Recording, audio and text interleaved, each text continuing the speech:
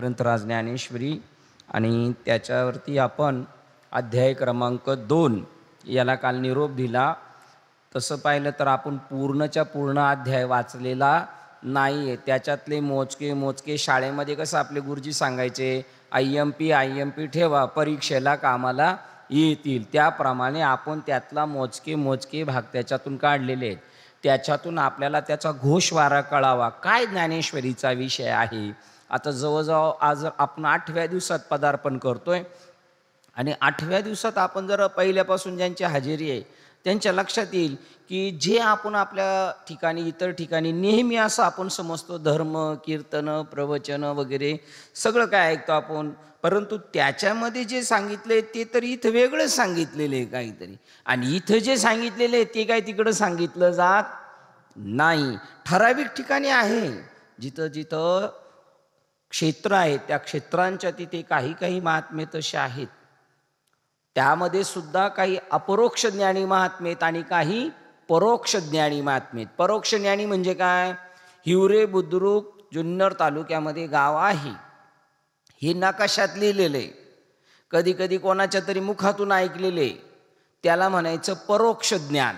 हिवरे बुद्रुक हे जुन्नर तालुक्यात पुणे जिल्ह्यात गाव आहे. एक तर नकाशात पाहिलंय किंवा कोणाच्या तरी मुखातून ऐकले, त्याचं नाव आहे परोक्ष ज्ञान. आणि अपरोक्ष ज्ञान म्हणजे काय, अरे मी हिवऱ्यात राहतो, हिवऱ्यातली नस मला माहिती आहे, आळीनाळी माहिती आहे, सगळ्या लोकांची नावं माहिती आहेत, मी सगळ्यांना ओळखतो, ह्याला म्हणतात अपरोक्ष ज्ञान. तसं ग्रंथांमध्ये लिहिलेली ज्ञानं जी आहेत ती काहींना परोक्ष ज्ञान आहेत, म्हणजे ग्रंथांमध्ये वाचलेली आहेत, कोणातरी महात्म्याकडून ऐकलेली आहेत, त्याला परोक्ष ज्ञान म्हणतात. आणि अपरोक्ष ज्ञान म्हणजे मला या गोष्टीचा यथासांग अनुभव आहे. आणि ते ज्ञानेश्वर महाराज ज्ञानेश्वरीतून तुम्हाला आपल्याला समजण्यासाठी खालच्या पातळीवर आले, म्हणजे भाषेच्या बाबतीत खाली आले. नाहीतर संस्कृत भाषा म्हणजे देववाणी आणि ही आपण मनुष्यवाणी आपल्या बोलीभाषेत ते आले का, तर कळण्यासाठी. आणि त्याच्यामध्ये पहिल्या अध्यायामध्ये अर्जुन विषाद योग सांगितला आणि डायरेक्ट जालिम औषध देऊन टाकलं. सांख्य योग, ज्ञान योग, ब्रह्मज्ञान कशाला म्हणतात, फक्त अर्जुनाला थेरी रूप सांगितले, अजून त्याला दिलेलं नाही, त्याला त्याच्या संदर्भाने माहिती सांगितलेली. आत्मा कसा आहे, अनात्म कसा. अनात्म म्हणजे काय, नाशिवंत. आत्मा म्हणजे काय, शाश्वत. शाश्वत म्हणजे काय, जे चिरकाल आहे, ज्याचा कधीच नाश होत नाही, तो आत्म. आणि अनात्म म्हणजे काय, ते दिसतं पण नाश पावणारं असतं. असं ज्ञान सांगितलं. त्याच्यानंतर सांगितलं स्वधर्माचं पालन कर, तुझ्या वाट्याला आलेलं कर्म इमाने इदबारे कर, ते आपल्याकडून होत नाही. मागेच आपण म्हटलं होतं की दुधामध्ये पाणी टाकून देणं म्हणजे इमाने इदबारे काम करत नाही. आणि जेवढा घोटाळा तेवढे जन्म जास्त, आणि ते पण तेवढे हलातीचे जन्म. एक दृष्टांत सांगतो. एक बाई एका मालकिनीच्या तिथं मोठ्या, ज्यांच्याकडं गाया म्हशी दूध भरपूर होतं, मोठ्या शेतकऱ्याकडे एक बाई कामाला होती. आणि ती काय करायची, घरामध्ये लोणी दही दूध तूप सगळं असायचं भरपूर. मालकीन बाई कुठं बाहेर गेली का तेवढ्या टायमामध्ये तूप खा, लोणी खा, दही खा, मजा करायची आणि असं करायची ती. परंतु एक दिवशी काय झालं, त्या गावामध्ये एका चोराने त्या घरावर डाका टाकला आणि डाका टाकून माल घेऊन चालला होता, चांगले डबुलं घेऊन चालला. आता एवढं मोठं घर मानल्यानंतर डबुलं भरपूर घेऊन चालला. आणि जाता जाता तो सपरातून गेला आणि गेल्यावर म्हशीच्या शेपटीवर पाय पडला. बरोबर म्हशी काय म्हणली, म्हैस म्हणायला लागली, एवढ्याला एवढं तर एवढ्याला केवढं, एवढ्याला एवढं तर एवढ्याला केवढं. तर तो माणूस म्हणला, तुझी भाषा काही कळत नाही मला. ती म्हणली, मी ह्या मालकाच्या घरात मोलकरीण म्हणून मागच्या जन्मात कामाला होते, आणि ती मालकीनबाई कुठं गेली का चोरून दही दूध तूप लोणी मजा करायची. तर मला एवढ्याला एवढा जन्म, रोज सकाळी गरम पाणी येतो, सडाव तडातड मारतो, चापटी मारून मारून दूध काढतो, जेवढं खाल्लंय त्याच्यापेक्षा 1000 पटीनी. जर मला एवढ्याला एवढं आहे तर तू एवढं डबुलं घेऊन चाललाय, तुला काय शिक्षा होईल सांगता येत नाही. म्हणून आपण जे कर्म करायचे ते प्रामाणिकपणे, त्यातल्या त्यात सरकारी नोकराने तर लय विचारपूर्वक काम करायचा. मग ते शिक्षक असू द्या, डॉक्टर असू द्या, कोणत्याही याच्यात कामाला असेल तर प्रामाणिकपणे काम करायचं. तुम्ही गृहिणी आहेत ना, खटल्याचं असेल तर जावचं पोरग आपलं पोरग असा भेदभाव बघायचा. अचानक कोण पाहुणा आला तर 2 घास काय घासातले घास द्यायचे. अतिथी देवो भवो. पित्राला जेवायला या, लग्नाला जेवायला या, त्याला म्हणतात तिथी भोजन. सांगून बोलवलेलं भोजन तो माणूस जीवून जातो. आणि अचानक आलेल्या अतिथी न सांगता जो येतो तो जेवतो, तो प्रत्यक्ष देव असतो. मग आपल्या वाट्याला आलेले कर्म इमाने इतबारे करत जायचं. अशा प्रकारचा इथे बोध सांगितला. त्याच्यानंतर करत असताना कसं करायचं? निष्काम बुद्धीने करायचं, सकाम बुद्धीने नाही. मी जरा असं केलं तर मला असा फायदा होईल असं ठरून नाही करायचं. करायचं, देवा तुला यश द्यायचे, अपयश दे, पण मी माझं काम करतो, त्याला निष्काम कर्मयोग म्हणतात. तो निष्काम कर्मयोग झाला तर अंतिम साध्य मनुष्य जन्माचं काय? ईश्वर भेट, आत्मस्वरूपाची भेट. आता हे शब्द आपल्याला नवीन वाटतात आणि आपल्या कानावर सांगणारे ना ऐकणारे हेच झालेले. ते काय शक्य आहे का? कोणाला मोक्ष भेटतो का? देव भेटतो का? आता जर नपुसकांच्या संगतीत आपण असलो तर आपल्यामधलं पौरुषत्व, पुरुषत्व कधीच जागणं नाही होणार. नाथबाबा म्हणतात, काय नपुसका पद्मिनीचे सोहळे आणि वांजेशी डोळे कैसे नव्हे. सुंदर पद्मिनी एखाद्याच्या हाताखाली दिली बाई, पण तो नपुसक आहे, तर तो त्या सुंदर स्त्रीचा कोणताही उपभोग घेऊ शकत नाही. तद्वत हे धर्मग्रंथ आहेत, ह्या पद्मिनी आहेत, पण त्यांचा उपभोग घ्यायला त्याचा तो पुरुषार्थ पाहिजे, त्याची बुद्धी पाहिजे ती, आणि मग त्याच्यातून तो मोक्ष भेटू शकतो, त्याला 100% भेटतो. आणि आपलं ज्ञान किती आहे ना ते पाझळायचं नसतं, आपण दुसऱ्याचं ऐकायचं असतं. कोणाचं काही ऐकायचं असेल ना तर आपण गप्प बसायचं, मूग गिळून खायचं आणि सगळं भरून घ्यायचं. कुठे गेलं तर आपलं सांगत बसायचं. म्हशी जशा रानात चराय गेलं सणासन खात बसतात, खात, आणि मग घरी आल्यावर निवांत भेटल्यावर रवंत करायचं, त्याला म्हणतात श्रवण. त्याच्यानंतर घरी गेल्यावर करायचं मनन, म्हणजे मंथन. काय ऐकलं आपण, काय करायला पाहिजे, असं करायलाच पाहिजे का? हां, करायलाच पाहिजे. मग असं करायलाच पाहिजे याचं नाव मनन. आणि नंतर मला असं झालंच पाहिजे, मला असं का होत नाही, मी असं करणार, त्याचं नाव निधिध्यासन. आणि ह्या जर गोष्टी आपल्या जीवनात घडल्या तर आपल्याला त्या गोष्टीचा यथासांग फायदा होतो. आपण 12 दिवस ज्ञानेश्वरीवर प्रवचन समजून घेण्याचा प्रयत्न करतो, गोडी लावण्याचा. मी काय जास्त ज्ञानी नाही, मी तुमच्यातलाच आहे, पण चला वासरात लंगडी गाई शानी, त्याप्रमाणे. असं दुसऱ्या अध्यायात सांगितलं, निष्काम कर्मयोग कर. निष्काम कर्मयोग कशासाठी करायचं? आत्म्याच्या भेटीसाठी. हो. लग्न कशासाठी करायचे? भाकरी थापण्यासाठी बाई आणायची का? नाही. आपला वंश वेल, आपल्या परंपरा चालल्या पाहिजे, आपल्या कुळाच्या परंपरा चालल्या पाहिजे. तसं हे का करायचं? कर्म तरी का करायचे? हो. त्याच्यानंतर यात्रा तरी कशाला भरवायच्यात? तीर्थयात्रा तरी कशासाठी करायचंय? व्रत वैकल्य कशासाठी करायची? तर आत्म्याची भेट होण्यासाठी. परंतु नाना शास्त्र पडे लोकम, नाना दैवत पूजनम, पण आत्मज्ञान विन पार्थ सर्व कर्म निरर्थकम. तुम्ही किती मोठाली कर्म केली पण आत्म्याची भेट नाही झाली तर सर्व कर्म निरर्थकम. कोणती कोणती? नाना शास्त्र पडे लोकम. लय ग्रंथ वाचले, शास्त्री झाले, पुराणिक झाले, महाराज झाले, समाजसेवक झाले, आणि आमच्या घरात कपाटच्या कपाट ग्रंथांनी भरलेले. ते रडतात, आम्ही नपुसकाच्या हवाले सापडलो, याला आमचा उपभोग घेता येत नाही. नाना शास्त्र पडे लोकम, नाना दैवत पूजनम. ज्याच्याकडे पैशाचे लय वळवळ आहे तर सारखा 4 धाम कर, इकडं जा तिकडं जा, आणि आल्यावर भूषण सांगत बसन. नाना दैवत पूजनम, पण आत्मज्ञान नाही. तर आत्मज्ञान विन सर्व कर्म निरर्थकम. मीराबाई म्हणतात, पाणी में मिन प्यासी, मोहे सुन सुन आवत है हासी. अरे आत्मज्ञान बिन नर भटकत है, कहा मथुरा कहा काशी. पाण्यातच आहे मासा आणि तो तहानेने तळफडून मरून गेला. म्हणला मला काय भेटलं नाही प्यायला? पाणी. आणि तो आहे कुठं? तसं आपण आत्म्याच्या एकदम जवळ आहे. तुमच्यात आणि माझ्यात जेवढं अंतर आहे तेवढं सुद्धा आत्म्यात, आत्मा म्हणजे भगवान कृष्ण, त्यांच्यात आणि आपल्यात एवढं सुद्धा अंतर नाही. इतके आपण जवळ आहोत तरी आपल्याला तो देव भेटत नाही, आपण असं निघून जातो, परंतु आपण त्या देवाला प्राप्त करत नाही म्हणून आत्मज्ञान बिन नर भटकत है, कहा मथुरा कहा काशी, मोहे सुन सुन आवत है हासी का, पाणी में मीन प्यासी, पानात असून मासा उपवाशी, तहानेने तर फोडून मेला. तसं देवाच्या जवळ असून आपण ईश्वराला प्राप्त नाही केलं, आपल्यासारखा दुर्दैवी मनुष्यच नाही मग जगामध्ये.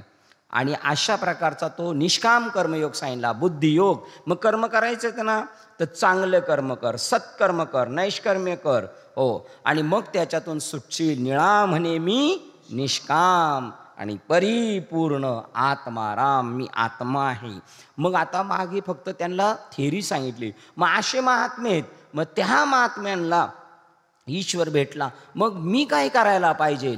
आणि आता 3ऱ्या अध्यायात पदार्पण झालं. त्या 3ऱ्या अध्यायाचं नाव आहे कर्मयोग.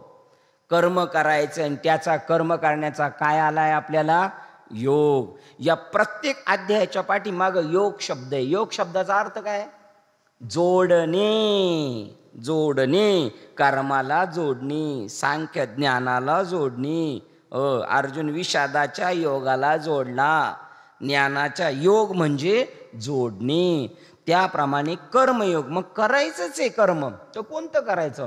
आणि काल अर्जुन म्हणला, बरं झालं लढाई करायची नव्हती मला, आणि आता देवानी सांगितले नैष्कर्म्य कर, नैष्कर्म्य कर. असे अर्धवट राव गेले सगळं टाकून, बघवी कपडे घातले, गेले, दमले दमले, परत रिटर्न आले घरी. नैष्कर्म्य म्हणजे काम टाकून नाही जायचं, काम करायचं, पण त्या कर्माचं कर्तृत्व नाही घ्यायचं. कर्तृत्व नाही घेतलं तर मग भोक्तृत्व नाही. कर्म केलं, मी केलं नाही तर त्याची शिक्षा पण नाही त्याला. मग कर्म करायचं, कर्माचं कर्तृत्व नाही घ्यायचं. कर्तृत्व नाही घेतलं तर त्याचं भोक्तृत्व सुद्धा, मग त्याला भोग सुद्धा भोगावे लागत नाही. अशा. आणि कर्म करायचं का नाही, करायचं. फक्त कर्माचं काय नाही घ्यायचं, मी करतो असं नाही म्हणायचं. एवढं म्हणलं ना, मी नाही का, तो सुटला. कन्यादानाच्या वेळेला ज्ञानेश्वर महाराज 18व्या अध्यायात सांगतात, कन्यादान करायचं असतं बापानी, पण आपल्याकडं करतात मामानी. मामा, कन्यादान कशाचा अर्थ आहे, कन्यादान. मामाची कोण येते, बाची दान करायला पाहिजे ना, पण कन्यादान. पण आपल्याकडे असे काय काय फिटिंग करून ठेवलेले कोणीतरी शाळेने, ते चाललेलं आहे आपलं. त्याच्याबद्दल आपल्याला काही बोलायचं बी नाही, त्याचा तो आपला विषय पण नाही. पण त्याच्या अनुषंगाने सांगायचं. मग ते करत असताना ब्राह्मण म्हणत असतो जावयाला आणि सासऱ्याला सांगतो न मम म्हणायचं. काय न मम, ही मुलगी आता माझी राहिलेली नाही, म्हणजे मी त्या कर्मातून सुटलो. जावया आणि सासऱ्याने म्हणायचं न मम, आणि जावयाने म्हणायचं मम, म्हणजे तिने केलेले कर्म सगळे ह्याच्या माथ्यावर. हे माझं म्हटलं का गुंततो, आणि माझं नाही म्हणलं का सुटतो. मग आपण नाही म्हणणार का, आपण म्हणणार का माझं, का आपण नाही म्हणणार माझं नाही, आपण माझं नाही कधीच म्हणणार नाही. त्या बैलांना काय वळण झाले माहिती का, बैलांना टांग्या सोडला आणि नंतर परत आपलं काम आटोपल्यावर आपण टांग्याचं जू उचललं का बैलाला म्हणावं सुद्धा नाही लागत, तेच बळ येऊन घुसवतो. आणि मग नसतं त्याला मग जुती लावायची का चालला तो, त्या बैलाला म्हणावं लागत नाही काय, खांदा दे म्हणून, गळा दे म्हणून, ते आपोआप. तसं आपल्या अनंत जन्म, अनंत जन्माचे अनंत कर्म आणि अनंत कर्माचे अनंत संस्कार चित्तात आहेत. मी तो तिथं मी जागा होतो. मग निष्काम कर्मयोग कर. आता कर्मयोग कर, कर्म तर करावंच लागेल. कुणी म्हणलं मी नाही कर्म करणार तर असं होत नाही. श्वास घेणे हे सुद्धा कर्म आहे, डोळ्याची उघडझाप करणं हे सुद्धा कर्म आहे. मग संन्यासी बाबाचं सुटलं का कर्म नाही, ही तर कर्म चालूच आहेत, मनाचे विचारधारा चालूच आहे, तेही कर्मच आहे. मग कर्मयोग करायचा, सगळं करायचं, पण सगळं करून मी काहीच केलेलं नाही. लढाई कोणी केली, अख्खी भगवान कृष्णाने केलं. सगळं देव करतो, पण तो म्हणतो हे मजस्तवची झाले परी म्या नाही केले. ऐशे जेने जाणीतले तो सुटला गा, आणि ऐशे जेने नाही जाणीतले तो गुतला गा. असा कर्मयोग. त्याच्यात भगवान वाच्य श्री भगवान वाच्य, मैं आत्मा बोल रहा हूं. बोलते कृष्णच शरीराने, परंतु त्यांना मूळ स्वरूप सांगायचं काय, मी भगवान वाच्य. आणि आपण कोण बोलतोय, आपण सुद्धा भगवान वाच्य. कोण बोलविते हरिवीन, देवाशिवाय कोण कोणला बोलवत नाही. मग आपण बोलतच नाही, आपल्याला फक्त पुढं करून तो त्याचं काम करून घेतोय.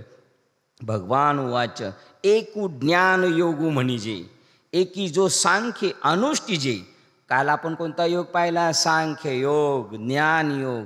त्याचं नाव दुसरं नाव आहे एकू ज्ञान योग म्हणजे जो सांख्य अनुष्ठिजे. ज्ञानी माणसांनी ज्ञानयोग आचरला. जेथ ओळखी सवे पाविजे तद्रूपता. एकदा का ओळख झाली का त्याच्याशी तद्रूप होऊन जातो. देवाशी आपल्याला काय व्हायचंय? तद्रूप. त्याचं दर्शन घेता घेता काय व्हायचंय? तद्रूप म्हणजे त्याच्या रूपासारखं व्हायचंय किंवा सद्रूप त्याच्या स्वरूपासारखं. मग ते ज्ञान भेटल्यानंतर माणूस लगेच ज्ञानाशी, ज्ञान कळालं का लगेच तो त्या भगवंताशी तद्रूप होतो. ज्ञान म्हणजे काय? ज्ञान हेच ईश्वर आहे. ईश्वरच ज्ञान आहे. ज्ञानेश्वर, ज्ञानच ईश्वर आहे. त्या ज्ञानाचा जर बोध झाला आपल्याला साधूच्या कृपेने, आपल्या मागील कर्माच्या पुण्याईच्या संपत्तीने साधू भेटतो. बुवा पायलीला 15 दमडीला 16 आहेत, पण साधू मात्र फार दुर्लभ आहे. आणि तो साधू भेटायला आपली पुण्याई असावी लागते. आणि त्या साधूकडून काय भेटायला पाहिजे आपल्याला? बोध. मचिंद्राने बोध गोरक्षासी केला. आपल्याला नाही बरं का, आपण फक्त म्हणायचं मचिंद्राने बोध गोरक्षाशी केला. गोरक्षाला बोध झाला, आपल्याला नाही. ते जेवले बरं का, ते जेवले बरं का, आणि आपण कसे आहेत? उपवाशी. असं नाही. आपल्याला ते म्हणतात आम्ही जेवलो, आपल्याला चिडवण्यासाठी नाही. अरे आम्ही जेवलो ना, तुम्ही सुद्धा काय करा? जेवा पोटभर. सेवितो हा रस आणि वाटितो आणि का. जेथ ओळखी सवे पाविजे तद्रूपता. एकदा का ते ज्ञान भेटलं आणि जर आपल्याला ठसलं तर आपण त्याच्याशी लगेच समरस होऊन जातो. कसं तद्रूप होतो? एक श्रीमंत कुटुंब होतं आणि त्याला 2 लहान लहान मुलं होती. आता हे ताईसारखं आणि त्याच्यापेक्षा तिच्या मोठ्या भावासारखं. मग काय केलं? तो मुलं, त्या माणसाने दुसरं लग्नच नाही केलं. म्हणला दुसऱ्या आली तर यांना त्रास होईल. पण तो लय मोठा बिझनेसमन होता. मग त्यांनी काय केलं? 2 मुलांना शाळेत घातलं. लहानपणापासून वेगवेगळे बाहेरच्या देशात शाळेला गेले. त्याच्यानंतर हाही कामात व्यस्त आणि मग ते फार डिग्री होल्डर होऊन परत रिटर्न आले. ते दोघंही एकाच दिवशी विमानतळावर उतरले. मग मुनीमजींना सांगितलं यांनी, जा रे घेऊन ये. मुनीमजी आणाय गेला. मुनीमजीला नाही माहिती. मग तिचं त्या मुलीचं पण, ती पण एका फ्लाईटने आली, हे पण आले, पण दोघं एकमेकाला ओळखत नाही. मुनीमजींनी दोघांना घेतलं आणि निघाला गाडीत. आता ती पोरगी पण वयात आलेली होती. हाय वयात आलेला तो तिच्याकडे सारखा बघत राहायचा, सारखा बघत राहायचा. अरे आपल्याच घरी पाहुणी चालली, आपल्याच घरी पाहुणी चालली. एक वेगळ्या नजरेने बघत राहिला. आणि मग संध्याकाळी वडील आले, जेवायला एकत्र बसले. आणि जेवायला बसल्यानंतर म्हणले, ओळखतोस का तू हिला? तर तो लाजायला लागला. तिला म्हणली, तू ओळखतीस का याला? लाजायला लागले. ते म्हणले, तुम्ही सख्खे भाऊ बहिणी. आता डोक्यातलं सगळं झटकन गेलं का नाही निघून?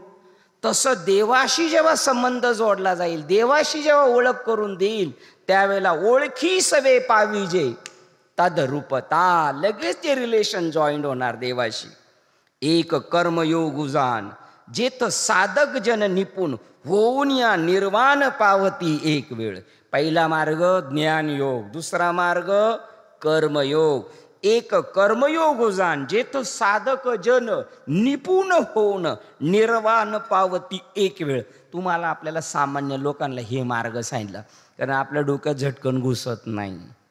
आपली घुसून घेण्याची इच्छा असली तरी कधी कधी देव देत नाही वेळ. काही लोकांना वाटतं आम्ही ऐकायला जावं, पण देव त्यांना दुसरीकडे गुंतवतो, काहीतरी करतो, असं करतो.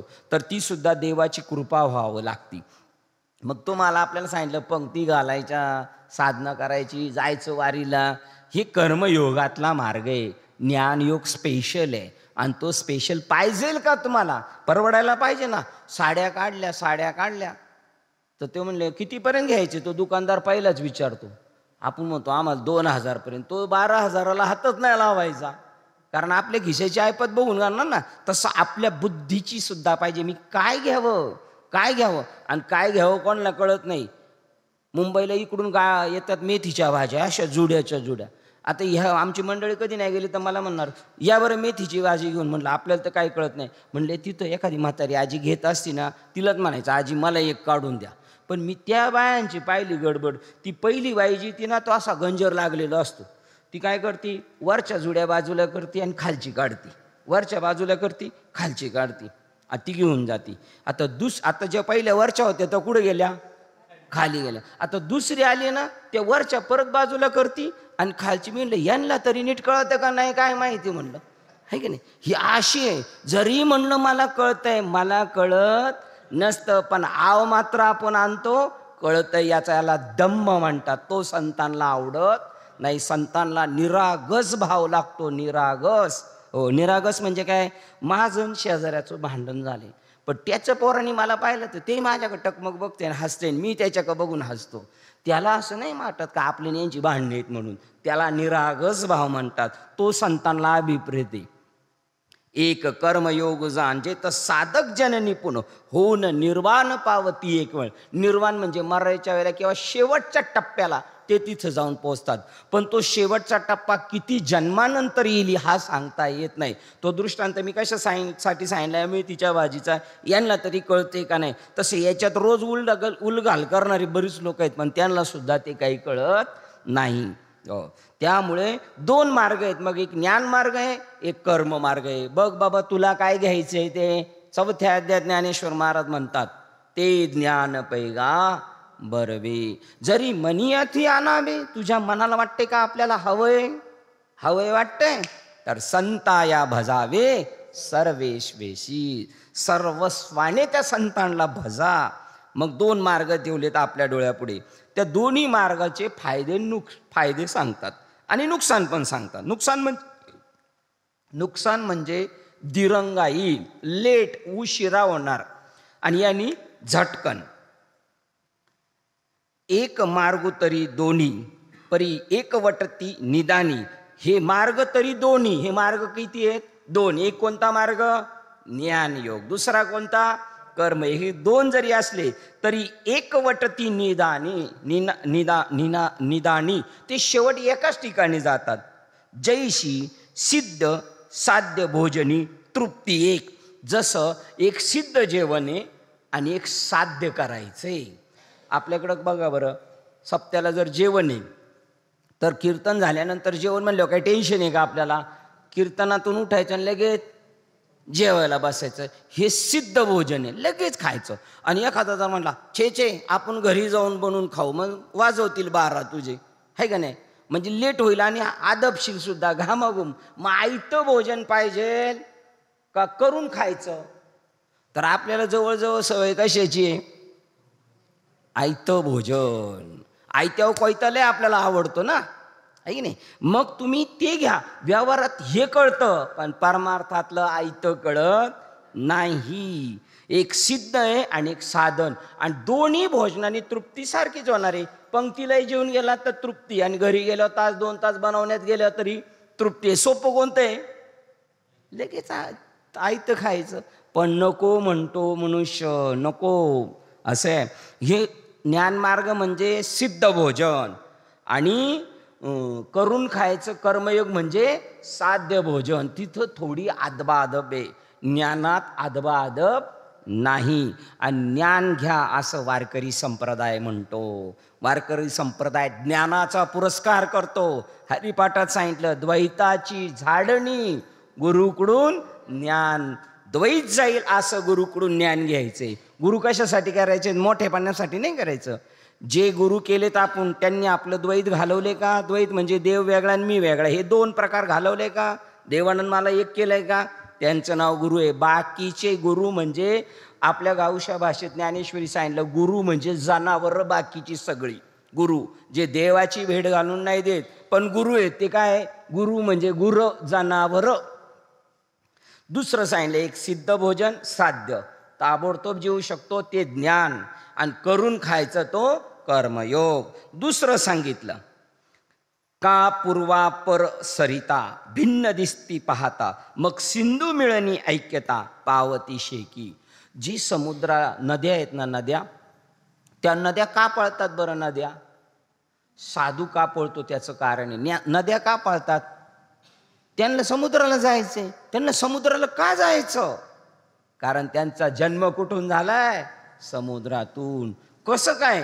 ओ, समुद्राच्या आत वडवानळ नावाचा अग्नी येतो, 75% आतून जाळतो समुद्राला, खालून भट्टी चालू आहे आणि वरून 25% सूर्याची वाफ, आणि याच्या योगाने त्याचं बाष्पीभवन होतं, ढग, आणि त्या समुद्राला वाटलं आज हिवऱ्याला जायचं, पण ते ढगाच्या याने स्पीडनी पळत आलं आणि हिवऱ्यात जायचं म्हटलं दोघांनी भांडणं करून घेतली आणि भारभार भारभार भार इथं सगळं कोसळलं.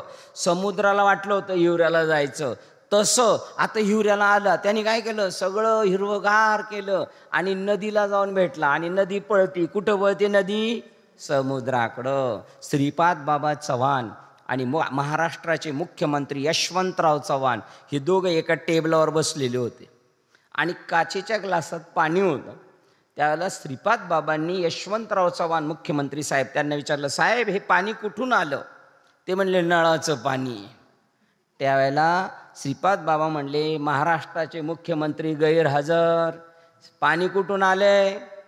समुद्रावरून, आहे की नाही? त्याचं मूळ काय? मग ते समुद्राचं पाणी त्याला अक्कल आहे, जिथून आलं तिथं पळत पळत जातंय आणि आपण मात्र भलतीकडंच पळत सुटलेलो आहे.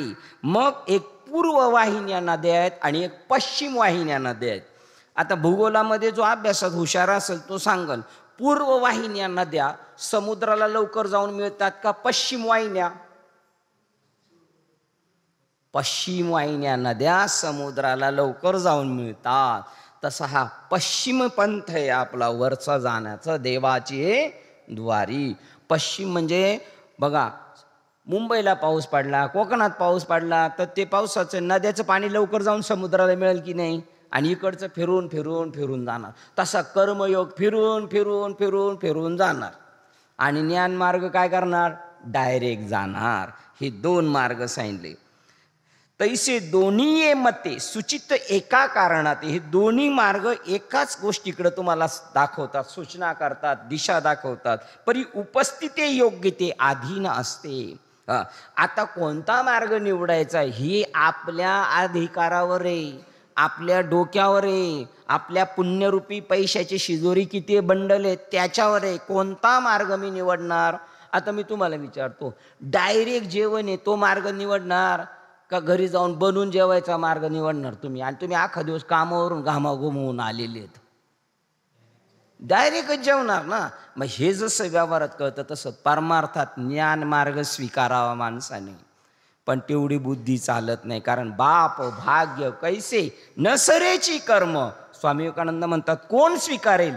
ज्याचा या मृत्यू लोकाचा हा शेवटचा जन्म असेल तोच ज्ञानाचा अधिकारी आहे. बाकीच्यांची कर्म शिल्लक आहेत ना, मग त्यांना ते घटिका यंत्र परिभ्रमेगा. देख उत्पलवना सरीसा, पक्षी फळासी झोंबे जैसा, सांगे नर केवी तैसा पावे वेगा. आता ही ओळ आहे ना, भल्या भल्यांना अडचणीत आणते. ते म्हणतात, सांगा बरं, ज्ञानेश्वरी चित्र पण आहे तुमच्याकडे, ज्ञानेश्वरी असेल तर बघा, चित्रामध्ये दाखवले, पोपट आहे ना डायरेक्ट जाऊन आंब्याला भेटतो. आणि माणसाला आंब्याला जाऊन भेटायचं म्हणलं काय करावं लागेल?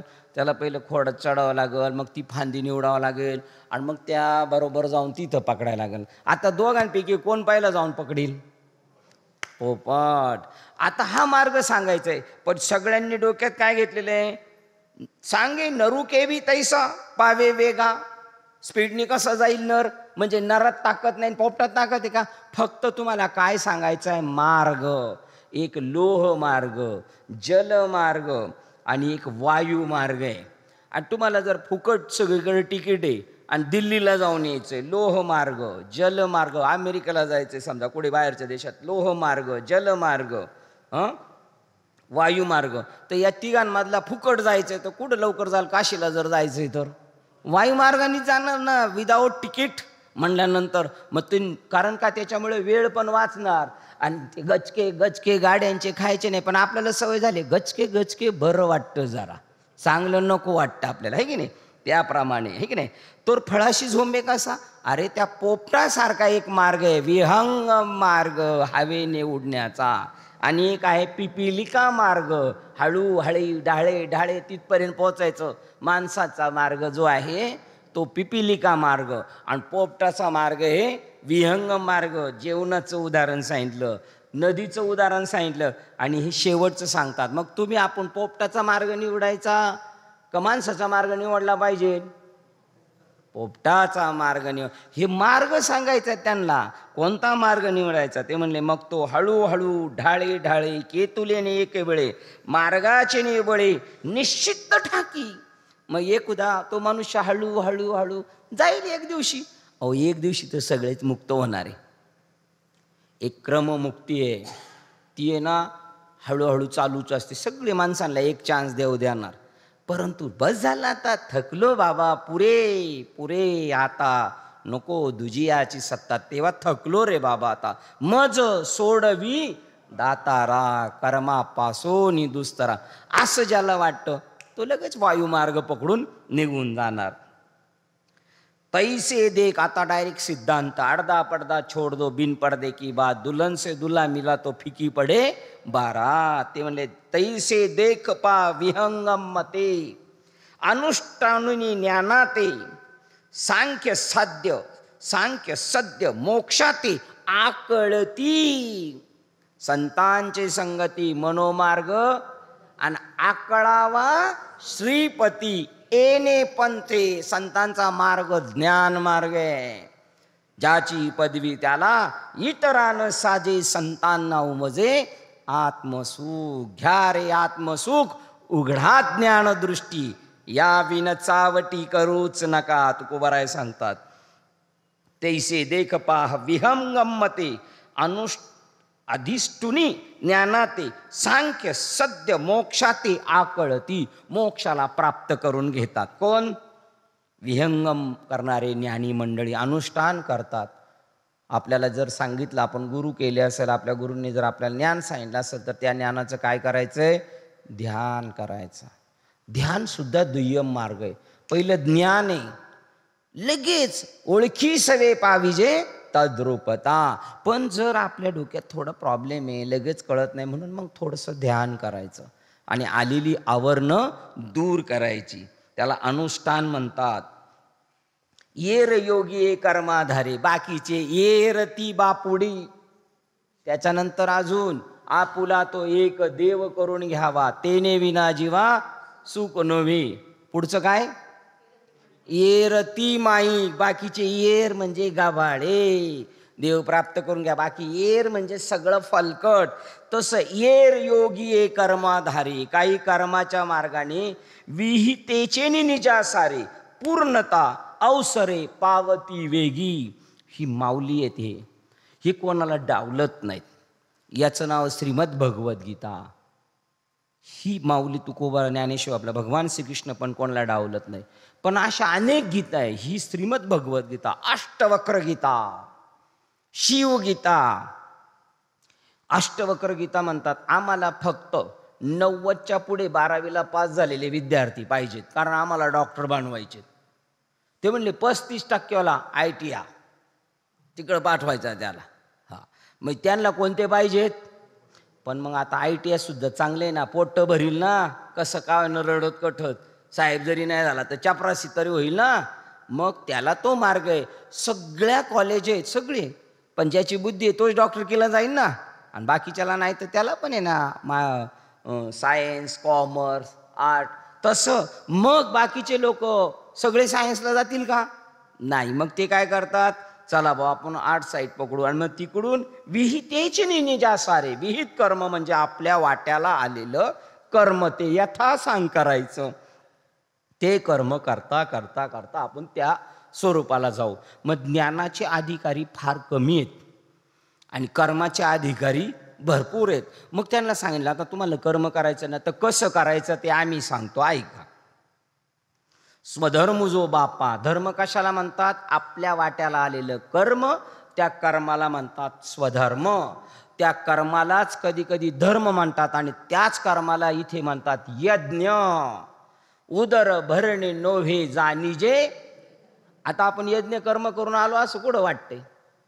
आपल्या घरी जर कोण जेवायला, आता जर तुम्हाला आपल्याला ज्ञानेश्वरी जर नीट कळली, जर ठसली ना, आपण तशीच भाषा करू. हा, उदर भरणे नोव्हे जाणीजे. हा, आता आपल्या घरी जर कोणी जेवायच्या टायमाला आला तर आपण काय त्याला म्हणू? या जेवायला. कारण आपण असे. पण जर आपल्याला कळालं ही आपलं स्वतःचं काय चाललंय यज्ञ कर्म, तर आपण आला एखादा त्याला म्हणायचं येतो का यज्ञ कर्म करा, अशी आपली भाषा होईल. पण त्याला जर कळालं तर ठीक, ते म्हणून हे तर आपल्याला 5-10 हजार रुपयाला गुंडाळ्या बसले, कारण सगळ्या सुपाऱ्यान खारकान सगळं आणायला लागल, उघड्या बांब्या होऊन टाल कपडे घालून बसावं लागल, असा आग डोम करावा लागल, आपले डोळे खराब, ब्राह्मणाचे डोळे खराब, आणि अख्खं गाव काळं करावं लागल. हे आपल्या डोक्यात यज्ञ बसवलेले आहेत, त्याला स्थूल यज्ञ म्हणतात. हा सूक्ष्म यज्ञ. आता तुमचा वाघ यज्ञ चालू आहे. वाघ यज्ञ म्हणजे ऐकायचा. माझा वाघ यज्ञ चालू आहे आणि तुमचा श्रवण यज्ञ चालू आहे. याला यज्ञ म्हणतात. पण हे आपण म्हणणार नाही, छे काहीतरी सांगतोय म्हणतील. हे ज्ञानेश्वरांना सांगायचं आपल्याला, हे की नाही.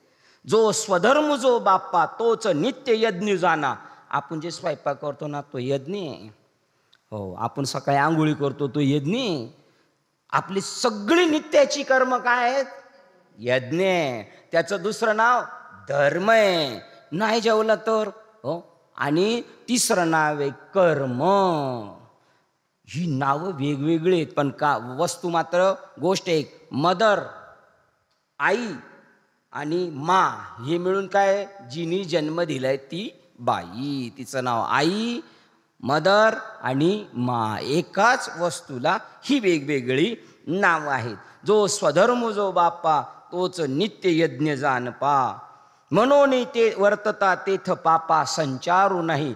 आपल्याला वाट्याला आलेले कर्म जर इमानीद्वारे केलं तिथं पाप शिरकाव करू शकत नाही. हे 18 पगड जातीत जन्मलेल्या संतांना कळलं.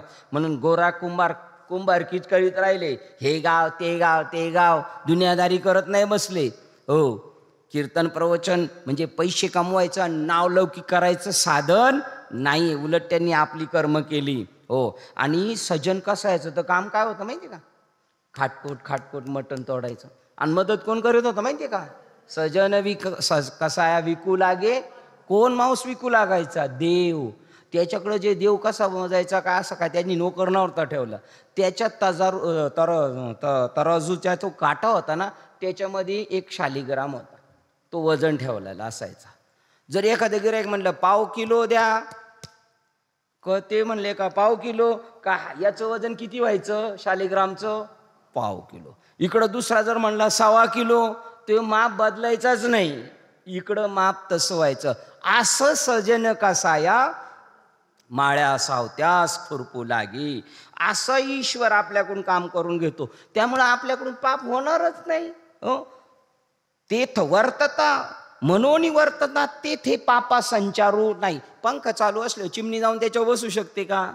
आणि बसायला गेली तर फटकनी फेकून देणार त्याला. तसं तुम्ही जर स्वधर्माचं अनुष्ठान करायला लागलं तर तुम्हाला कोणत्याही प्रकारचं पाप लागणार नाही, पाप घुसू शकत नाही. आणि निज धर्म जे सांडे कुकर्मी रती घडे तैच बंधू पडे संसारिकू. जर निज धर्म म्हणजे आपल्या वाट्याला आलेलं कर्म टाकून दिला का, अर्जुनाला सांगतो, अर्जुन मागच्या अध्यायात म्हणला मी लढाई करणार नाही, मी त्याच्यापेक्षा भगवी कपडे घालतो, भिक्षा मागतो, 4 घरं भीक मागून खातो. देव म्हणला मूर्खा तसं करू नको, उगत जाशील बिनकामाचा, मोघम जाशील वाया. म्हणून तू तुझं कर्म टाकू नको. क्षत्रियाचा धर्म लढाई, त्याला सांगितलं वाट्याला आलेलं कर्म टाकायचं नाही. हा निज धर्म जै सांडे कुकर्मी रती घडे. एकदा का आपलं काम सोडून दिलं ना का रिकाम मन सैतानाचं का, म्हणजे ते रॉंग वेला जातं. मग म्हणून कुठंतरी माणसाने व्यस्त राहायचं, व्यस्त. मग डोक्यात दुसरा काय गोंधळ येत नाही, ठीक आहे. निज धर्म जै सांडे कुकर्मी रती घडे. वाईट ठिकाणी रती घडणार, तिथे आपण परत घुसणार. तैच बंधू पडे संसारिकू. मग मात्र त्याला संसारिकू म्हणजे जन्म मरणाच्या संसाराच्या राहटीमध्ये तो गुंतू शकतो. एरबी जर काम जर इमानीद्वारे केले तर कुठंच गुंतू शकत नाही. म्हणून स्वधर्म अनुष्ठान हे आपलं काय चालू आहे? अनुष्ठान चालू आहे. आपलं कर्म नाही चालू. आपण जे बी कर्म करतोय ते स्वधर्माचं अनुष्ठान करतोय आपण. म्हणून स्वधर्मानुष्ठान ते अखंड यज्ञ याजन, तेच यज्ञ याजन कर्म आहे ती. त्याच्यापेक्षा वेगळा यज्ञ नाही. जो करीता या बंधन काहीच नाही. अशा प्रकारे आपल्या वाट्याला आलेले इमानी इतबारी कर्म करताना जर आपण कर्म केलं तर तो कधीच घोटाळ्यात सापडू शकत नाही. हा लोकू कर्मे बांधिला. एखादा म्हणला मी कर्म करणारच नाही, अरे तुला करावंच लागेल. श्वास घेणे हे कर्मच आहे तुझं, चालणं हे कर्म आहे, पापण्याची उघडझाप करणं ही कर्मच आहे. मग ही कर्म हा जग आपल्याला देवाने कर्मात बांधलेलंच आहे. पण मग बांधले ना, मग कर्म करायचं, पण कर्मफळाची अपेक्षा करायची नाही. बरं अपेक्षा नाही केलं देणार नाही का? उलट देणार. एक मुलगा होता, त्याचं लग्न जमलं होतं आणि त्याचं एका चांगल्या मुलीशी लग्न जमलं जी प्रवचन वगैरे करते आणि तोही माळकरी. तेव्हा मी म्हटलं, आणि तो मला भेटलं, म्हणलं चांगल्या ठिकाणी तुमचं लग्न जुळून आलं. म्हणलं हा बाबा, देव करतो ना, देव देतो तो आपल्याला आपल्या लायकीपेक्षा जास्त देतो. आपल्याला नाही तेवढी मेमरी, पण देव देतो. मी म्हणलं कसं काय? तो साधा माणूस, पण मला त्याच्याकडून बोध भेटला. तो म्हणलं कसं काय? तो म्हणलं बघा बाबा, जर आपण एखाद्याच्या भिमुगाच्या वावरात गेलो, तो शेंगा तोडून असा गंजरच्या गंजर लागलेला आहे आणि तो आपल्याला म्हणतो घे तुला काय घ्यायचं ते, तर आपण किती घेऊ शकतो? घेऊन बुचकुलीवर घेऊ शकतो. पण आपण जर त्याला म्हणतो तुम्हीच द्यावले, तुम्हीच द्या, तर तो वंजळवर देतो. तसं देव देतो तेव्हा किती देतो? वंजळवर देतो. आणि आपण जर स्वतः घ्यायला गेलो तर, म्हणून ते म्हणले ज्यावेळेला आपण हा कर्माने बांधलेलो आहोत तर कर्म करायचंच आहे. तर अशा पद्धतीचा कर जो परतंत्र भुलला तो नित्य यज्ञात चुकला. म्हणून आपलं कर्म टाकून जर दुसरीकडे भरकटायला गेला तर तो नित्य यज्ञाला चुकला. आणि जर आपल्या वाट्याला आलेलं इमानी इतबारी कर्म केलं तर तो कर्म यज्ञ त्याचा सफल झाला. आणि त्या यज्ञातून आपल्या हृदयात असणारा यज्ञ पुरुष प्रसन्न होणार. बोल भक्ता तुला काय पाहिजे?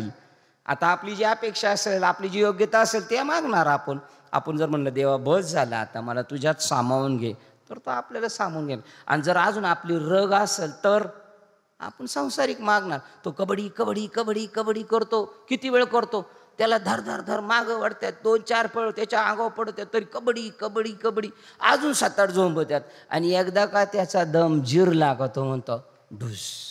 तसं आपली इकडं सुद्धा काय झाले पाहिजे? आपल्या नसा नाड्या थंड झाल्या पाहिजे. आपल्या थंड होतात कधी? वय झाल्यावर, त्याच्या अगोदर नाही. पट्टेच्या अगोदर तरणा भाग्यवंत नटे हरी कीर्तनात, आहे की नाही? तुम्हा वर्ण विशेष वशे आम्ही हा स्वधर्मच वहिला असे, या ते उपासा मग अपैसे कामपूर्ती. तुमचं काम पूर्ण होईल. तुम्ही आम्ही सांगितलेल्या ठिकाणी तुम्हाला जिथं कामाला ठेवलंय ते काम यथासांग करा. वर्ण विशेष वशे 4 वर्ण आहेत. त्या वर्णामध्ये जिथं टाकलेले आहे, ब्राह्मण तर ब्राह्मण, क्षत्रिय तर क्षत्रिय, शूद्र तर शूद्र, वैश्य तर वैश्य, तिथं टाकलं ना, तिथं तुम्ही प्रामाणिकपणे तुमचं काम करा. वहिला असे या ते उपासा, त्याची उपासना करा. मग अपैसे, मग ॲटोमॅटिक कामपूर्ती, तुमच्या कामना पूर्ण होऊन जातील. तुम्ही व्रते नियम न करावे. आपल्या डोक्यात घुसलंय, कोणी काय सांगितलं का? लगेच लागला व्रत करायला, उपवास करायला. कोणी सांगितलं हे तुम्हाला? संतांनी जेवढं सांगितलं तेवढंच करायचं, आगाऊपणाने करायचं. तुम्ही व्रते नियमू न करावे, काही नियम करू नका, उगत मानानेच व्रत काही करू नका. शरीरात न पिडावे, काहीच खायचं नाही, त्रास करून घ्यायचा जीवाला. कोणी सांगितलं हे आपल्याला? उपवास करायचं. आपल्याला काही हिमालयात जाऊन नाही बसायचं, काबाड कष्ट करायचे. गाडीत पेट्रोल असेल ना तर काम करील, गाडी प्रवास करील. आणि पेट्रोल नसेल तर फक्त पेट्रोल किती टाकायचं. मी गावाकडच्या आल्यावर लोकांकडून शिकलो. आम्ही मुंबईला आहे ना, टाक्या फुल करतो गाडीचे, हलून हलून हलून फुल. पण तसं नाही करायचं. हलून हलून फुल करणं म्हणजे 14 दिवस जेवणं. आणि 100 रुपयाचं टाक, 50 रुपयाचं टाक म्हणजे एकादशी करणं. म्हणजे कमी टाकीत पेट्रोल असलं का तो कामापुरताच फिरतो, आणि टाकी फुलं असलं का चाललं उधळाया कुठं पण. त्याप्रमाणे आपल्याला गरजेचं जेवढा आहे तेवढाच घ्यायचा. तुम्ही व्रते नियमू न करावे, शरीराते न पिडावे. कशाला शरीराला त्रास देता? कोणी सांगितलं? दुरी केही न वचावे तीर्थासी गा. पण आपल्याला तिले बलराम जाखर म्हणून खासदार होते, खासदार. आणि त्या उत्तर प्रदेशमध्ये असं लिहिलं होतं, साधूचं जर दर्शन करून आलो ना, त्या साधूचं का आपण निवडणूक जिंकूनच येतो. मग ते काय करायचं? तो साधू काय करायचं माहिती आहे का? झाडावर बसायचा, झाडावर. आणि त्या झाडावरून फांदी सोडून अशा पायखाली मोकळं सोडायचा. आता ज्या उमेदवाराची हाईट आहे त्याच्या डोक्याला लागल, पायाला लागल ना त्याचं डोकं. याचं लागलं हा, पण त्याची खासदारकी गेली, डिपॉझिट जप्त झालं. त्यामुळं आपल्याला जे करायचंय ते नाही, आपण आपल्या मनानेच करतो. शरीराला कोणी पिडायला सांगितलंय? काही डोक्यावर उभे राहून करतील. तुम्ही पंढरपूरला गेलो तर एवढं गाडून घेतो खाली, कोणी सांगितले ते उपद्व्याप? काही लोक पंचाग्नी साधन करणार भर उन्हाळ्यात चैत्रामध्ये, सगळ्या बाजूनी पाची बाजूने इस्तू पेटवून ठेवणार, ध्यानाला बसणार आणि वर घमेलं आणि त्याच्यात शेणात पेटलेलं विस्तू त्याच्यात ठेवणार. हे नाही करायला सांगितलं आपल्याला. जे करायला सांगितलं ते आपण करत नाही. दुरीकेही न वचावे तीर्थासी गा.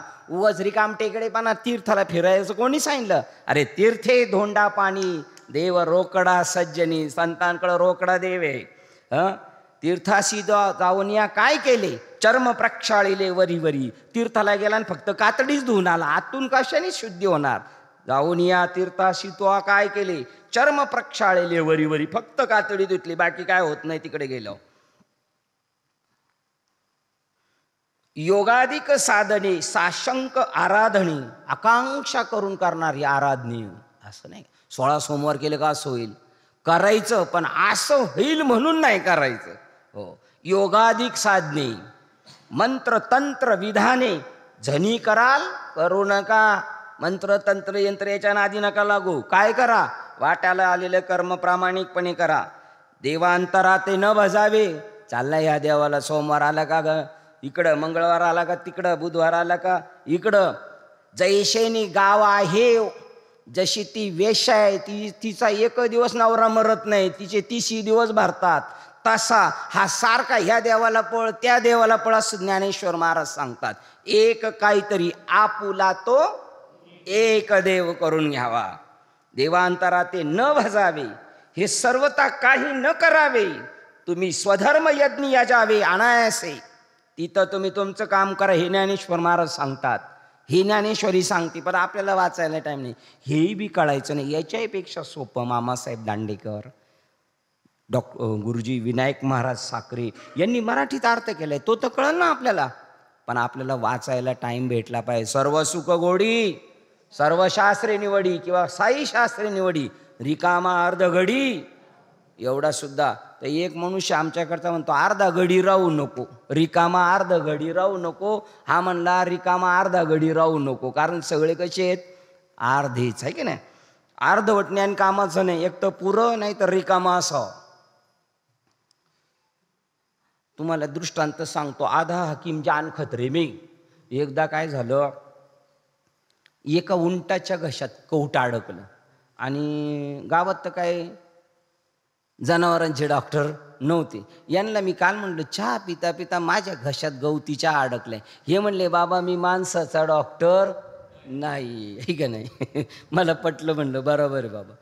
तर त्या उंटाच्या घशात अडकलं कवट. तर तो गावात जनावरचा डॉक्टर नाही, मग प्रायव्हेट डॉक्टर आपले जे त्यांच्याकडे गेले, ते चालले होते दवाखाना बंद करून. डॉक्टर साहेब माझ्या उंटाच्या घशात कवट, मी जनावराचा काहीतरी करावं, आयडिया नाही तर ते मुकाजीव मरलो. बरं येतो चल पुढं. गेलो, पाहिलं इथं असं फुगलं होतं. डॉक्टर म्हणलं वाटीभर तेल आण बरं. वाटीभर तेल त्याच्या तोंडात टाकलं. आपलं कसे नटबीट ढिले नाही होतले का, आपण ऑइल सोडतो तसं. आणि मी इकडून थोडं गेलो, ऑइल जरा चोळून ही अशी फाईट मारली तर वाक लगेच कवट आलं. आता हे पाहिलं होतं कंपाऊंडरनी. वर्ष 6 महिन्याने एका म्हातारीच्या याच्यात अहमदाबादी बोर अडकलं होतं, आणि डॉक्टर निघून गेले, आणि कंपाऊंडर दुकान बंद करत होता, दवाखाना. ते म्हणले तुम्ही चला. म्हणले आपण डॉक्टर नाही. अरे काहीतरी एवढे दिवस शिकला असेल ना त्याच्याजवळ बसून. म्हणला गेलं, बघितलं त्याला ते उंटाचं आठ. म्हणला वाटी भरती येईल आणा. म्हातारीला पाडलं, फाईट मारल्यावर म्हातारी वर टाकली पाठवून. आधा हकीम जान खत्रे मी. अर्धवट ज्ञान धोक्याचं. मग आपण पक्क करायचं. गाठी कसे पाहतो दाबून, टाच टाच वाजली म्हणजे खाण्याजोगे. तसा भरीव बाबा पाहिजे, भरीव, आहे की नाही. तुम्ही देवांतरा ते न भजावे, हे सर्वता काही न करावे. तुम्ही स्वधर्म यज्ञ याजावे अनायासे. विना सायास तुम्ही करा. अहेतुक चित्ते अनुष्ठापा यया ते. अहेतुक, अ काढला तर हेतुक, हेतू ठेवून काही करायचं नाही. अहेतुक चित्ते, चित्तात कोणता हेतू नाही. अनुष्ठापा ययाते, याला अनुष्ठान करायचं. पतिव्रता पतिते जिया परी, पत्नी जशी पतीची सेवा करते, खायला द्यायला, आजारी पडला तर तिला माहिती का नर्सला जसे पैसे द्यायला लागतात तसे हिला द्यायला लागतात का? नाही. तसं अनायासे न काही अपेक्षा करता करा. तैसा स्वधर्मरूप मखू, हाची सेव्य तुम्हा एक. तुमच्या मुखात काय पडलं पाहिजे, तुम्ही काय सेवन केलं पाहिजे, स्वधर्मरूप सेव्य आहे तुम्हाला, ते तुम्ही सेवा. ऐसे सत्य लोक नायकू म्हणता झाला. हे सगळं जग निर्माण झालं ना, कोणालाच काही कळा नाही, म्हणून सगळे लोक ब्रह्मदेवाकडे गाराने घेऊन गेले. 3रा अध्याय 8 नंबर ते 12 नंबरचे श्लोक घरी गेल्यावर पण वेळ भेटलं तर वाचा. मग त्या लोकांना काहीच कळे ना. मग ते ब्रह्मदेवाला गेले, म्हणले आम्ही काय करू, आम्हाला तर काहीच अक्कल नाही, काय करू आम्ही. तुम्हाला अक्कल नाही, बरं झालं प्रामाणिकपणे म्हटले. काही नाही, ही बी नाही अक्कल, काय का आपल्याला काय अक्कल नाही, हे की नाही. मग ते म्हणले तुम्ही कबूल केलं ना, तुम्ही तुमच्या वाट्याला आलेलं कर्म टाका. तू काय करतोय, शेतकरी आहे ते काम कर, तू ड्रायव्हर आहेस तू ते काम कर, डॉक्टर आहेस, शिक्षक आहेस, तुझ्या वाट्याला आलेलं कर्म कर. का साधू नाही तर देव घरी येईल तुझ्या आणि तुला बोध देऊन जाईल. देखा स्वधर्माते भजाल तरी कामधेनू हा होईल. जर तुमच्या वाट्याला आलेलं काम जर प्रामाणिकपणे केलं तर तो तुम्हाला कामधेनू होईल. कामधेनू म्हणजे तिच्याकडे जी अपेक्षा कराल ती गोष्ट पुरी होईल. मग प्रजा हो न संडील तुमते सदा. हे ब्रह्मदेव म्हणतात माझ्या प्रजेनो, मी जन्माला घातले तुम्हाला, मग तुमचं कधीच नुकसान होणार नाही. कामधेनू तुमच्याकडे येईल आणि तुमच्या सगळ्या इच्छा आकांक्षा पूर्ण होईल. जे येणे करून समजता परितोष होईल देवता, मग ते तुम्हा इप्सिता अर्थात ते देती. मग तुमच्या वाट्याला आलेली कर्म जर तुम्ही केले तर सगळे देव प्रसन्न होतील. 33 कोटी देवता गायीच्या अंगात आहेत का नाही, आहे का नाही. आणि आपल्या अंगात काय राक्षस घुसलाय का? आपल्या अंगात 33 कोटी देवता आहे. हाताच्या हातात इंद्र आहे, इथं सूर्य आहे, चंद्र आहे. आपल्या शरीरात सुद्धा 33 कोटी दैवत आहेत. आणि ती दैवत प्रसन्न होऊन तुमच्या ज्या इच्छा आकांक्षा आहेत त्या पूर्ण करतील. येणे करून समजता परितोष होईल देवता, त्या देवता प्रसन्न होतील. वायू देवता, सगळ्या इंद्र देवता. मग ते तुम्हा इप्सिता अर्थात ते देतील. जी तुमची अपेक्षा आहे, जी गोष्ट पाहिजे ते तुम्हाला देतील. या स्वधर्म पूजा पूजिता देवांगण समजता. या स्वधर्मरूपी पूजेने समस्त देवतागण प्रसन्न होऊन योगक्षेम निश्चिता करती तुमचा. तुमच्या जीवनात काही गोष्टी पाहिजे त्याचा योग आणतील आणि आलेल्या गोष्टीचा क्षेम पण करतील. असं जर तुम्ही तुमची कर्म कराल तर सगळे देवत दैवत प्रसन्न होऊन तुमच्या पाठीमाग लागतील आणि तुमची काय काय कामं असतील ती करतील. तुम्ही देवा ते भजाल, देव तुम्हा तुष्टतील. तुम्ही जर तुमचं कर्म केलं तर देव संतुष्ट होतील आणि मग ते तुमच्यावर प्रसन्न होतील. ऐसे परस्परे घडेल प्रीती. तुम्ही देवांना भजाल, देव तुम्हाला भजाल. इकडं काय मला माहित नाही, मुंबईला जर शेजारच्या बाईने जर काही भाजी दिली तर तिची वाटी रिकामी देत नाही. ती म्हणते दुसऱ्या दिवशी ही भाजी करून रिटर्न देणार. जसं आपण देवाला देणार तसं देव आपल्याला देणार आणि आपल्यापेक्षा जास्त देणार. त्याच्याकडे काही तोटा नाही, आहे की नाही. तुम्ही देवता ते भजाल, देव तुम्हा तुष्टतील. ऐसी परस्परे घडेल प्रीती जेत. ते तर तुम्ही जे करू म्हणाल ते अपैसे सिद्धी जाईल. तुमच्या फक्त डोक्यात येऊ द्या का ते वास्तव्यात उतरल. तुमच्या फक्त काय झाले, डोक्यात आलं का ते वास्तव्यात. तुम्ही जे करू म्हणाल ते अपैसे सिद्धी जाईल, ॲटोमॅटिक होईल. वांछितही पुरेल मानसीचे. मनात ज्या इच्छा आकांक्षा होतील त्याही पुऱ्या कराल. तुमच्या मुखातून जो शब्द बाहेर पडेल तो देव तिथे नवीन खेळ मांडविल. वाचा सिद्धी पावाल. तुम्ही म्हणाल ते होईल. तुमची वाचा सिद्धी. तुम्ही एखाद्याला म्हणले जा तू बरा होशील, किती कसे लोक आहेत ज्यांचे आजार बरे नाही झाले, डॉक्टरांनी सांगितलं घरी घेऊन जा. पण एखाद्या साधूची भेट झाली आणि तो म्हणला जा तू बरा झाला, परत चेक केलं तर काहीच त्याच्या बॉडीमध्ये निघणार नाही, कोणतेच काही नाही, एकदम क्लिअर. वाचा सिद्धी पावाल, अज्ञापक व्हाल. तुम्ही सांगाल ते लोक ऐकतील. म्हणतीये तुमते मागतील महासिद्धी रिद्धी. त्या रिद्धी सिद्धी तुमच्या माग म्हणते महाराज आमचा अंगीकार करा ना, आमचा घ्या ना, आम्हाला कुठंतरी इन्व्हॉल्व करा ना तुमच्या कार्यामध्ये. जैसे मृत्युपतीचे द्वार वनश्री निरंतर ओळंगे फळभार लावण्यसी. वसंत ऋतूच्या वेळेला सगळी झाडाझुडपांना पालवी फळं फुलं येतात. तसं तुम्ही जर असं केलं तर तुमचं पूर्ण वैभव घर परिपूर्णतेने सर्व सुखाने भरलं जाईल. तुमच्या ज्या ज्या गोष्टी इच्छा आकांक्षा असतील त्या पूर्ण होतील. आपली वेळ झालेली आहे. 303 अध्यायातल्या 100 क्रमांकाच्या ओळीला वाचतोय.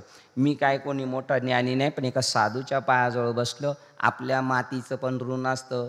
आपले मित्र म्हटले काहीतरी बोला म्हणून बोलतोय.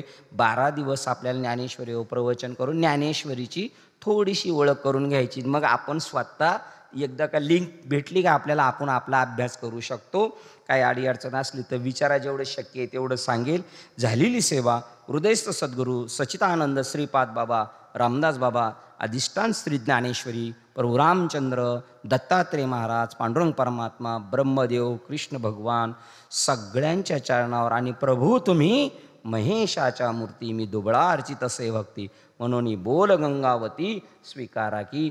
झालेली सेवा तुम्हा सज्जनांच्या चरणावर सेवा समर्पित करून सेवेला इथे पूर्ण विराम देऊया. पुंडली कवरदेव हरी श्री ज्ञानदेव पंढरीनाथ भगवान की जय. मौनी ज्ञानेश्वर महाराज की, जगद्गुरु संत तुकाराम महाराज की, शांति ब्रह्म एकनाथ महाराज, सच्चिदानंद श्रीपाद बाबा की जय, सच्चिदानंद रामदास बाबा की जय. अवधूत चिंतनम श्री गुरुदेव दत्त गोपाल कृष्ण भगवान, बोलो रे वैष्णव संत की जय. हरि बाबा कुंडली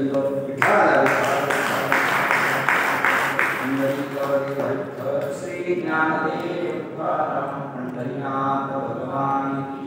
आकाश येणे पाण्यातन दोषाने दोषोनी मजयाने पसायनाने, जे बाळांची व्यक्ती सांडो तया सत्कर्मी गती वाढो. भूता परस्परे जडो मैत्र जीवांचे, दुरितांचे तीर जावो, विश्व सधर्म सूर्य पावो. जो देवांचे तो देवा हो प्राणी जातो, वर्षत सर्व मंगळी ईश्वर इष्टांची मांडी आली. अनवरत भूमंडळी भेदपुत्रा होता, सदा कल्पतरुचे आरव, चेतना चिंतामणीचे गाव. बोलते जे अर्णवा कुलीभूषणांचे, चंद्रमेचे अवांचन मार्तंडले कापही. ते सर्वांनी सदा सज्जना सोयरे होतू, किंबहुना सर्वसुखी पूर्ण होनी तिन्ही लोकी. भजिवादी तुलसी अखंडित आणि ग्रंथो भजिते, विशेष लोकी दृष्टानुष्ठविजय भोपाली.